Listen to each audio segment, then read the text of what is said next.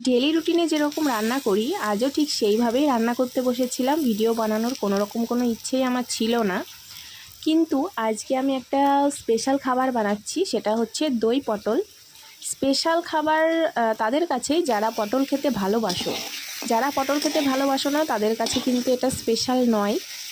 আর আমি 100% শিওর দিয়ে বলতে পারি যারা পটল খেতে ভালোবাসে তারা কিন্তু এই রেসিপিটা 2-5 বার বানিয়েই ফেলে।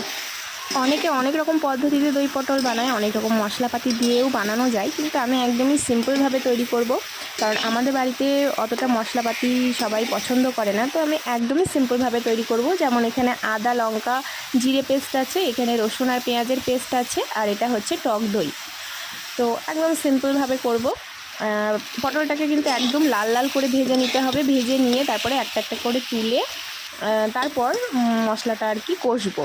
পটলগুলো কিন্তু আমি একটা একটা করে তুলে তারপরে কড়াটাকে ভালো করে পরিষ্কার করে নিয়েছি, কারণ পটল ভাজলে পরে দেখবে তেলটা একটু কালো কালো হয়ে যায়, আর হালকা তেল ছিল, তো তাই আমি কড়াটা একটু পরিষ্কার করে নিয়েছি। আর এর মধ্যে তেল দিয়ে একটু ফোড়ন দিয়েছি, জিরে ফোড়ন, আর সামান্য কয়েকটা তেজপাতা দিয়ে দিয়েছি। আর এর মধ্যে আমি জিরে আর আদার যে পেস্টটা সেটা দিয়ে দিয়েছি, আর তারপরে আমি আবার পেঁয়াজের আর রসুনের পেস্টটা দিয়ে দেবো, দিয়ে ভালো করে ওটাকে কষবো। আর এর মধ্যে আমি 1 চামচ হলুদের গুঁড়ো আর 1 চামচ হচ্ছে লবণ অ্যাড করে দেবো, আর একটু সামান্য কাশ্মীরি লঙ্কার গুঁড়ো দেবো, এটা কালারের জন্য। কালারটা কিন্তু বেশ ভালোবাসে।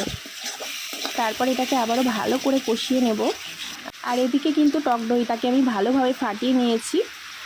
তো ওই যে মশলাটা কষা হয়ে গেছিলো, তার মধ্যে আমি পটলগুলোকে দিয়ে আরও একবার ভালো করে কষিয়ে নেব। আর ভালোভাবে কষানো হয়ে গেলে দইয়ের মধ্যে সামান্য একটু জল মিশিয়ে আমি কিন্তু মশলার মধ্যে দিয়ে দেব।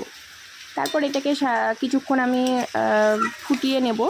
ফুটিয়ে নেওয়ার পরে ব্যাস একটু গরম মশলা দিয়ে নামিয়ে নিলে এটা বেশ সুন্দর লাগে খেতে। তো চলো লাস্ট পর্যন্ত তোমাদের দেখাচ্ছি কেমন হয়েছে দই পটলটা। এই যে দেখো, এটা হচ্ছে ফিনিশিং। বেশ ভালো হয়েছিল, কালারটাও বেশ সুন্দর হয়েছিল, আর খেতেও কিন্তু বেশ ভালো হয়েছিল।